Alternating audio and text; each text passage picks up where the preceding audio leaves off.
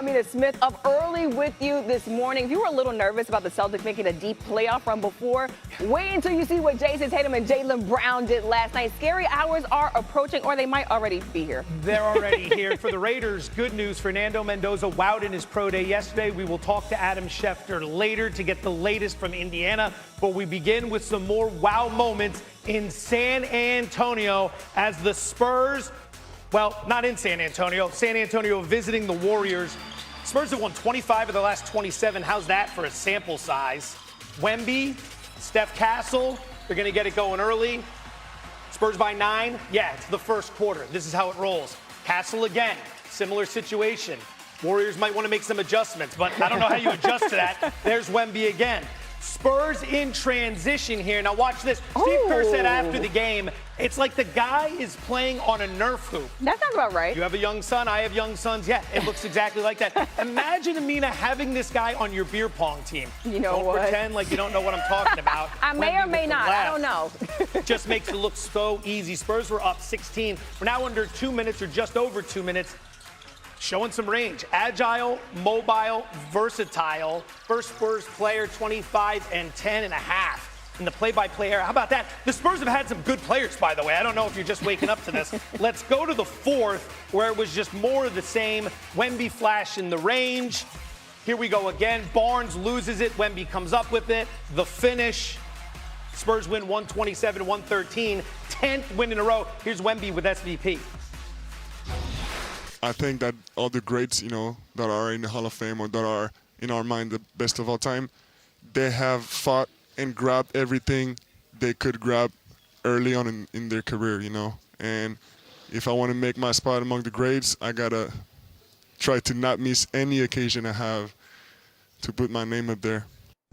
Wemby has gone for at least 40 points, 15 rebounds, and 3 blocks in each of the last 2 games. He's the first player to do that in consecutive games since Bob McAdoo for the Buffalo Braves back in 1974. Yeah, just the other day. McAdoo finished second in MVP voting that season behind Kareem Abdul-Jabbar.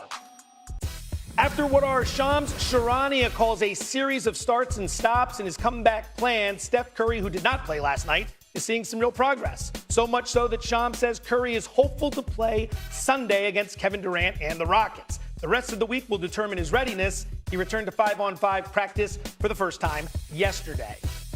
Imagine the Celtics approaching scary hours. Here's why. Celtics visiting the Heat. Jaylen Brown has been on a heater all season. Here's a look at him. Jaylen Brown getting through 2 in the paint right there. Brown with all 11 points for Boston to start this game. Brown again in transition. You know he's feeling good, so he's got to do this. Get a dunk in there. Celtics up by 9. Brown again from the corner. Drills the 3 to finish the quarter with 20 points. Celtics scored 53 points in the first quarter, tied for second most points by any team in the first quarter in the shot clock era, so they were balling in this one. Second quarter. Jason Tatum, yeah, he's back. Steps into the 3 right there, just drains it. Sure, Tatum with 13 points, 12 rebounds, a double-double in the first half. Third quarter, Tatum again. Didn't he just come back? What exactly was Miami's game plan? Clearly not to defend Jason Tatum, okay? Fadeaway jumper right there from Jaylen Brown. Celtics up 99-77. Take it to the fourth quarter. Tatum finds Sam Hauser. He's a sniper, if you don't know. Drills this shot right here. 23 points for him, 9 of 11 from the field. That was also Tatum's 10th assist for his first triple-double since returning from that Achilles injury. And then this is just the cherry on top right here. Draining the 3. He would finish with 25 points, 18 rebounds, and 11 assists. Jaylen Brown hits a quarter spin move, gets the jumper to fall. Brown finishes with 43 points and 7 assists. Celtics win it 147-129. Good grief. Yeah, Jaylen Brown dropped 40, and Jason Tatum had a 25-point triple-double. They're the first Celtics teammates to do that in the same game since 1985 when Kevin McHale scored 56 and Larry Bird had a 30-point triple-double in a win over Isaiah. Jazz in a little Mountain Time Zone showdown. Jazz taking tanking to a whole new level this season. Here's Jokic. Watch the little tap-tap-tap-a-roo. Peyton Watson with the finish. Final seconds in the first, Jamal Murray from Park City, which I hear hasn't gotten much snow this year. Wow. Woo!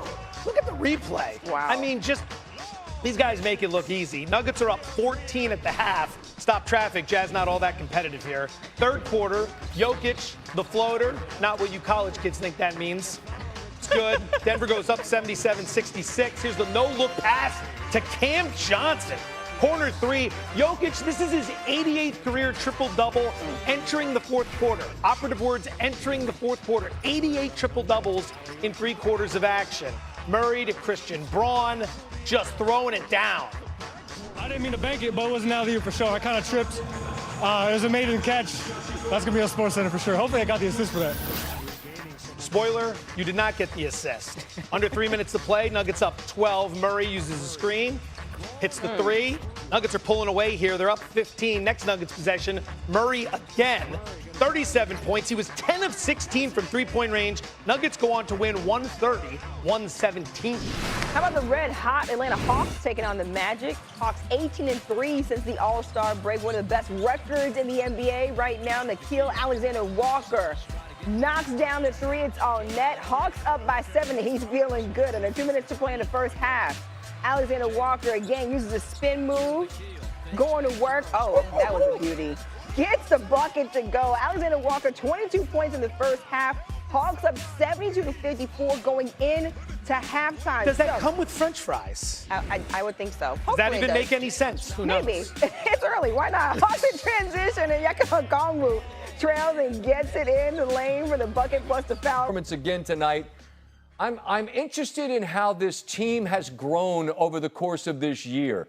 You're on the verge of a 60-win season with who knows how many more to come. Have you sensed, Victor, a growing confidence and belief over the course of these last 10 games, since the All-Star break, since the fall? I see you nodding your head.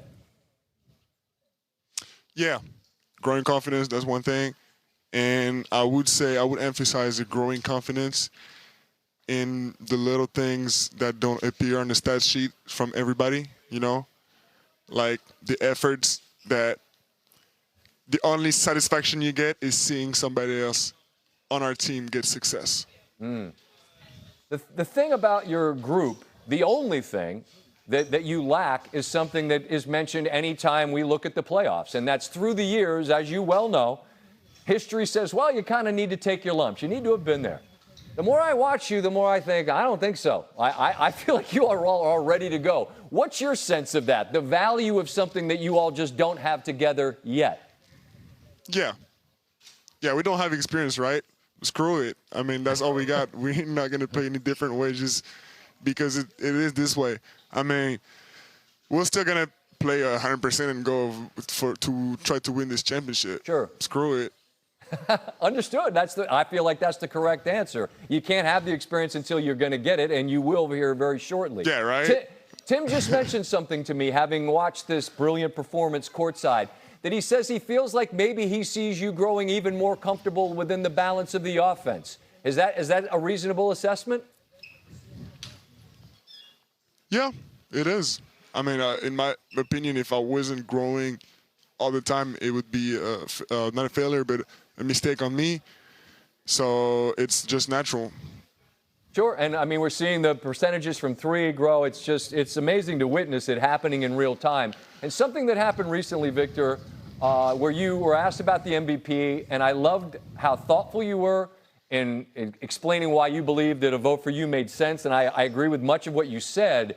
And I just appreciate that you won it, and it's something that matters to you. Some people act like, they don't care, they're indifferent. How important is that to you eventually, whether it's now or somewhere down the road, to be recognized as the best player in this league? Oh, yeah, I do care deeply about it. And I think that all the greats, that are in the Hall of Fame or that are, in our mind, the best of all time, they have fought and grabbed everything they could grab early on in their career, And if I want to make my spot among the greats, I got to try to not miss any occasion I have to put my name up there. I love it. Let me ask one last quick one on the way out, and I appreciate your time this evening. If there's any area, and watching it, I can't imagine what it would be, but if there's a specific area that I got to get better at this, I'm grinding on that, I want to get this fractionally better at this, what would that be? Anything? I would say sometimes, I try to get some areas of my game to improve them, and I forget other areas. And I would say it's doing everything at the same time all the time. I think I understand that. I don't know. 41-18 is pretty good. I'd wake up tomorrow and keep doing the same thing, Victor. Continued success, good luck, and good health. Thanks for taking a moment, and hopefully we can do it again somewhere down the road in the playoffs. Thank you. Appreciate you having me.